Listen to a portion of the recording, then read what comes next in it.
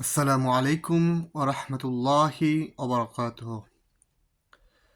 সুপ্রিয় ভিউয়ার্স, আশা করি আপনারা আল্লাহর রহমতে ভালো আছেন। আমিও আল্লাহর রহমতে ভালো আছি। তবে আজকে আমি আপনাদেরকে জীবন সংশ্লিষ্ট কয়েকটি কথা বলবো, যেগুলো অত্যন্ত জরুরি জীবন চলতে, জীবনকে চালাতে। এই কথাগুলো অত্যন্ত জরুরি।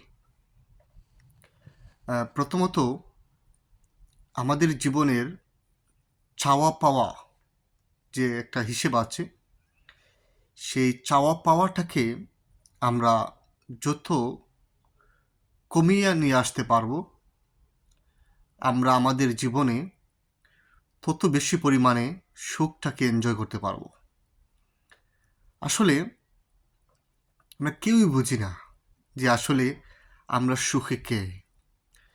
তার চেয়েও মারাত্মক জিনিস হলো সুখের মানদণ্ড কি, what is the pillar of happiness. আমরা এই জিনিসটা জানি না, আমরা বুঝি না আসলে সুখ কে। অনেকের কাছে সুখের সংজ্ঞা অনেক রকম। যেমন কারো কাছে সুখ বলতে অত্যাধিক টাকা পয়সা রোজগার করা, কারো কাছে সুখ মানে প্রিয়জনের কিছু ভালোবাসা পাওয়া, কারো কাছে সুখ মানে অনেক জমি জায়গা, ঘর বাড়ি, এই জিনিসগুলোর মালিক হওয়া। আবার কারো কাছে সুখ মানে পপুলারিজম হওয়া, পপুলারিটি অর্জন করা। অনেকের কাছে সুখ মানে অনেক কিছু।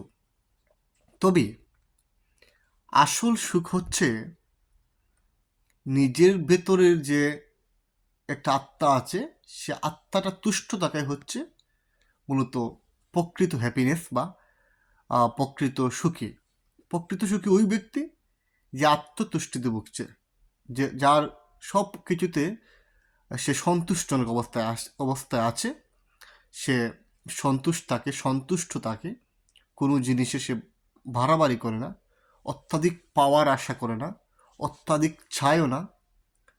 তার যতটুকু লাগে, তার যতটুকু প্রয়োজন, সে ঠিক ততটুকুই চায়। সেই মূলত আসলে আমাদের সমাজে বা আমাদের সংসারে সেই সব থেকে বেশি পরিমাণে সুখী। সুতরাং সুখী হতে হলে আপনার চাওয়া পাওয়া এই দুইটা জিনিসটাকে কমিয়ে আনতে হবে। তাহলেই কেবল আমরা সুখী হতে পারবো। আদারওয়াইজ আমরা সারা জীবনই কষ্ট করে যাব, সারা জীবন আমরা বিষণ্ণতায়, হতাশায় ভুগব। আমরা যে প্রকৃত সুখ, সেই প্রকৃত সুখটা আমরা অর্জন করতে পারবো না। সুতরাং সুপ্রিয় বন্ধুরা, আমি আশা করি আপনাদেরকে বুঝতে পেরেছি সুখ জিনিসটা আসলে কি। সুখ নিজের উপরে ডিপেন্ড করে, তার নিজের উপর নির্ভরশীল। আপনি সুখটাকে কীভাবে ট্রিট করছেন, এই জিনিসটা কেবলমাত্র আপনার উপর নির্ভর করে। আপনি যদি এটাকে সুন্দরভাবে ট্রিট করতে পারেন, তাহলে আপনি সুখী। আপনার যদি চাওয়া পাওয়ার যে ডিমান্ডগুলো আছে, সেগুলো যদি আপনি কমিয়ে নিয়ে আসতে পারেন, তাহলে মূলত আপনার তাকে সুখী আর কেউ হবে না। আশা করি আপনারা বুঝতে পেরেছেন। আজ এই পর্যন্ত। পরবর্তী ভিডিওর জন্য অবশ্যই আমাকে একটু দয়া করে লাইক এবং সাবস্ক্রাইব করে যাবেন। আল্লাহ আপনাদের মঙ্গল করুন। আসসালামু আলাইকুম ওয়া রাহমাতুল্লাহি ওয়া বারাকাতুহু।